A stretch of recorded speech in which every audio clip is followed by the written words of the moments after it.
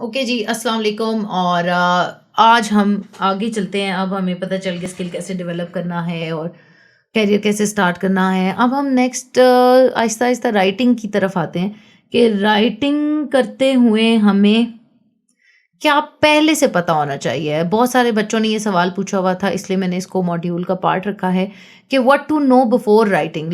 लिखना तो हमने है, राइटिंग तो करनी है, बट अच्छी राइटिंग करने के लिए पहले ही अगर हमें पता होगा कि हम क्या लिखने जा रहे हैं तो हमारे लिए काफ़ी आसानी हो जाएगी। तो इसमें पहली चीज़ है नो योर ऑडियंस। जितनी भी हम कंटेंट राइटिंग की क्लासेस और मॉड्यूल्स करेंगे, मैं आपको बार बार टारगेट ऑडियंस का जिक्र करूंगी। ये एक चीज़ें चीज़ें हैं, लेकिन जैसे जैसे हम आगे जाएंगे मैं इसका आपको टेम्पलेट भी यूज़ करना सिखाऊंगी। ऑडियंस का कैसे बनाते हैं, वो लोग कौन हैं, वो क्या पढ़ते हैं, उनकी एज क्या है, उनके इंटरेस्ट क्या हैं, उनके बिहेवियर क्या हैं, वो कैसे बात करते हैं, उनके प्रॉब्लम्स क्या हैं, वो किन चीज़ों से ट्रिगर होते हैं। ये नहीं हमने बताना कि मेरी प्रोडक्ट या सर्विस कितनी अच्छी है, हमने ये बताना है कि उनका मसला कैसे हल होगा, उनके प्रॉब्लम को हम कैसे सॉल्व करेंगे। सो फर्स्ट थिंग हमें क्या पता होनी चाहिए, ऑडियंस।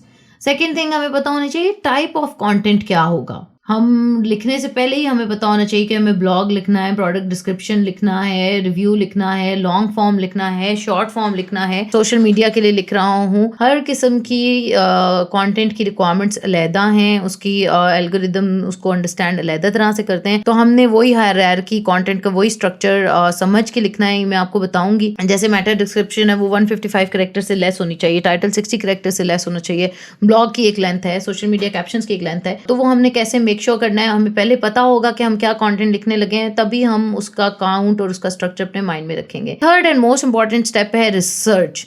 रिसर्च के लिए आपका बेहतरीन साथी है गूगल। सिंपली आपने गूगल पे जाना है और जो भी टॉपिक के बारे में लिखने लगे हैं उससे पहले आपने देख लेना है कि इसके बारे में क्या बात हो रही है और किन लोगों ने इसके बारे में बात की है, उन्होंने क्या चीज़ें मिस आउट कर दी हैं जो मैंने लिखनी है। सो स्पेसिफिक एग्जांपल्स देनी है कि आपका प्रोडक्ट या सर्विस किस इंडस्ट्री में कैसे काम करता है, किन लोगों के लिए उसने काम किया।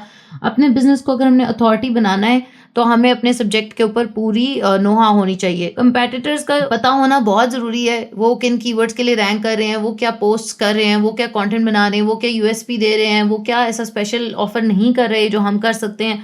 बहुत सी चीज़ें हैं, तो वो रिसर्च से ही हमें पता चलेंगी। पॉइंट नंबर 4 है स्टिक टू द पॉइंट। लंबी लंबी बातें नहीं करनी, बस पॉइंट पे रहना है और प्रिसाइज राइटिंग करनी है। अपने रीडर को इंगेज रखना है। हमारे रीडर का अटेंशन स्पैन बहुत छोटा है, तो हमने रिस्क नहीं करना कि हमारा रीडर हमारी वेबसाइट से कहीं और चला जाए और कॉल टू एक्शन पे ना जाए, जो हम उससे एक्शन करवाना चाहते हैं उस पे ना जाए, बल्कि कॉल टू एक्शन में एक्सप्लेन करती हूँ क्या है, आगे कहीं वेबसाइट पे चला जाए या हमारी वेबसाइट क्लोज कर दे, नेविगेट अवे ना कर जाए। सो पॉइंट पे रहना है। Stay organised. ऑर्गेनाइजेशन बहुत ज़्यादा ज़रूरी है रीडर को एंगेज रखने के लिए। फॉर्मेट को फॉलो करना है, बुलेट पॉइंट्स का इस्तेमाल करना है, इटैलिक, बोल्ड, ये सारी फॉर्मेटिंग के ऑप्शन आपके सामने माइक्रोसॉफ्ट वर्ड में मौजूद है, गूगल डॉक्स पे भी मौजूद होती है। सो अपनी फॉर्मेटिंग और ऑर्गेनाइजेशन अपने कंटेंट की ठीक रखनी है। एसईओ के लिए भी ज़रूरी है और रीडर के लिए भी। कॉल टू एक्शन क्या होता है? कॉल टू एक्शन होता है सिंपली जो हम बटन टेक्स्ट नहीं होता हमारा, जो हम यूज़र को बताते हैं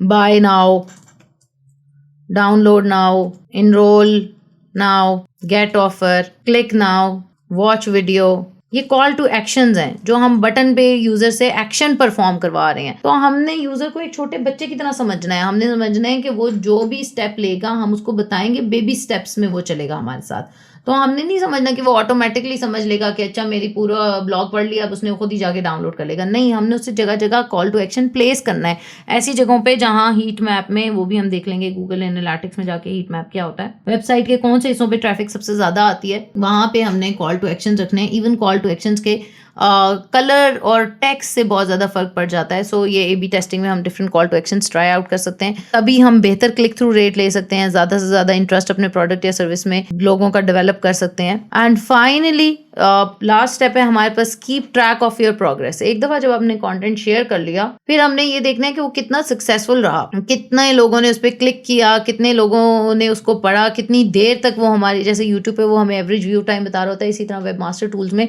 हमें बता रहे होते हैं यूज़र कितनी देर हमारे पेज पे रहा, कितनी लीड्स वहाँ से आई, कितने लोगों ने ऐड टू कार्ट किया, कितने लोगों ने लीव कार्ट कर दी, कितने लोगों ने बाय कर लिया, ताकि हम अपनी उन्हीं गलतियों से सीखें और उनको को नेक्स्ट पीसेस ऑफ कंटेंट में बेहतर कर सकें। सो ये वो चीज़ें हैं जो आपको राइटिंग करने से पहले पता होनी चाहिए। इसके बाद हम नेक्स्ट वीडियो में डिस्कस करेंगे कि मीनिंगफुल, मौसर और मुफीद और असरअंदाज कंटेंट कैसे लिखते हैं। तब तक के लिए अपना ख्याल रखें, खुश रहें, मोहब्बतें बांटें। अल्लाह हाफ़िज़। Dankash.com 0304 1115786